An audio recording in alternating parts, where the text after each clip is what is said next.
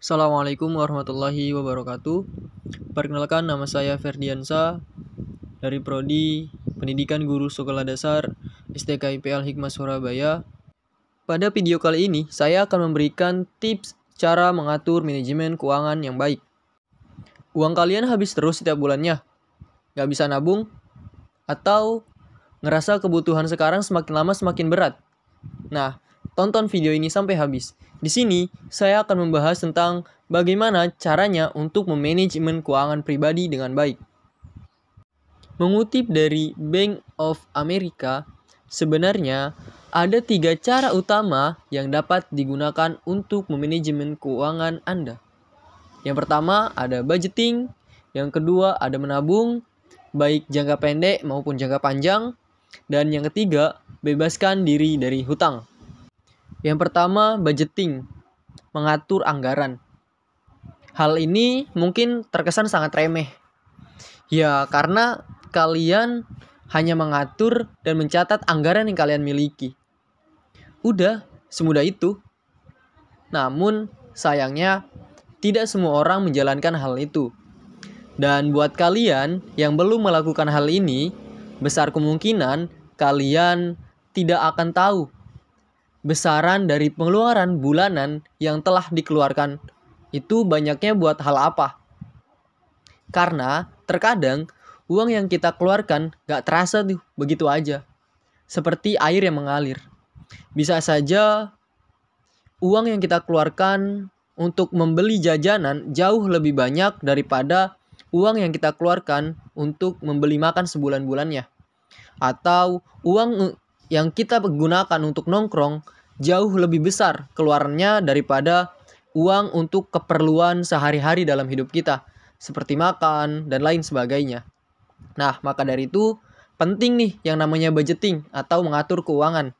Nah, bagi kalian yang belum mengatur keuangan, segeralah untuk mengatur keuangan kalian. Sebab hal itu sangat penting dalam kehidupan kita. Yang kedua, punya tabungan, baik jangka pendek maupun jangka panjang.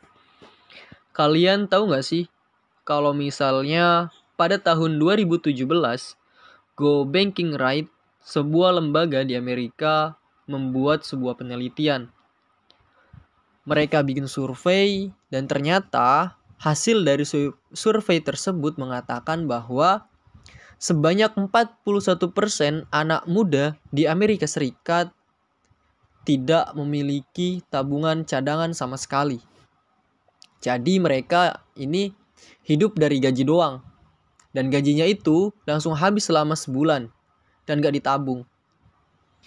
Kalau kayak gitu, jadi kebayang deh. Kalau misalkan tiba-tiba sakit atau dikeluarkan dari pekerjaannya.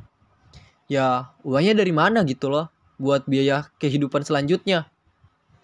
Makanya, kalau kalian belum punya tabungan, mending segera deh kalian rencanain untuk menabung, baik jangka pendek maupun jangka panjang. Kalau misalnya kalian bingung mau nabung sampai berapa, kalian tabungin aja sampai jumlahnya tuh 3 kali biaya hidup kalian selama sebulan. Ini namanya biaya darurat, biar kalian bisa tenang kalau misalkan terjadi hal-hal yang tidak diinginkan di kemudian hari. Anggap aja tabungan kalian ini sebagai dana yang bisa digunakan kapanpun yang kalian butuhkan ketika keadaan mendesak. Nah, setelah merencanakan tabungan jangka darurat, kalian juga bisa nih rencanain tabungan jangka panjang. Untuk apa? Ya, untuk investasi di masa depan, seperti membeli rumah, mobil, dan lain sebagainya. Dan membeli hal-hal yang kalian ingin beli di kemudian hari. Nah, itu bisa banget tuh bagi kalian yang mempunyai rencana untuk investasi di masa depan.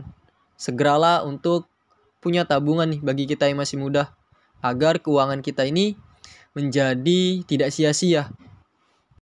Yang ketiga, bebaskan diri dari hutang. Kalau ini sih udah jelas ya. Selama kita masih punya hutang, maka kita akan terus terbebani dengan hutang tersebut. Dan pastinya hal ini akan selalu bikin kita stres. Maka dari itu, marilah sebisa mungkin semua hutang kita selesaikan dengan cepat. Ya pokoknya selesaikanlah hutang-hutang tersebut dengan secepat mungkin. Agar kita terbebas tuh dari yang namanya hutang. Serta tidak membuat kita menjadi resah dan stres karena hutang tersebut. Nah, itulah 3 hal yang menurut saya sangat penting dalam memanajemen keuangan pribadi dengan baik. Berkaitan dengan hal mana yang menjadi prioritas, kalian tentuin aja dengan kondisi keuangan kalian saat ini. Sekian dari saya, kurang lebihnya mohon maaf. Wassalamualaikum warahmatullahi wabarakatuh.